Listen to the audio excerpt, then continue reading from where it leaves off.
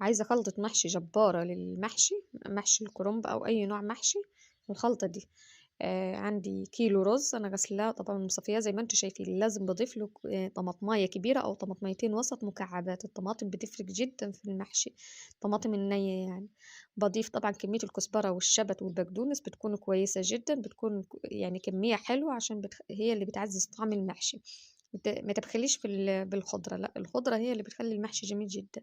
بضيف بهاراتي 7 بهارات: كزبرة كزبرة ناشفة، ملح طبعا بظبط الملح، وطبعا ما تنسيش معلقة الكمون عشان الكرنب، معلقة شطة صغيرة دي اختياري، وطبعا معلقة القرفة الصغيرة دي بتنقل المحشي دي خلطة المحشي في حتة تانية خالص. ما تنسيش معلقة القرفة الناعمة، جميلة جدا في المحشي. بضيف كمية الصلصة بتاعتي اللي أنا عايزاها، يعني كتر في كمية الصلصة وأبدأ أقلبهم. جربت كتير خلطات محشي، بس بصراحة دي أجمل خلطة محشي أنا عملتها. أتمنى ما تنسونيش في اللايك والمتابعة، والسلام عليكم.